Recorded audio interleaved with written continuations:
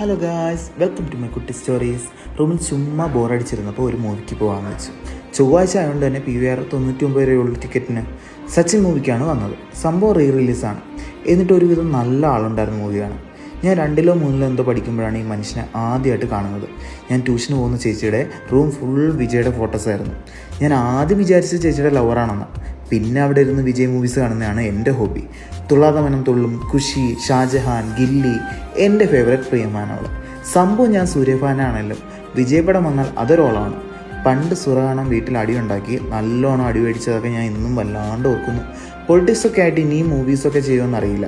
എന്തായാലും ഞാൻ വിജയ് എന്ന ആക്ടറിനെ ഒരുപാട് മിസ് ചെയ്യും. Because he's the reason I started watching Tamil cinemas.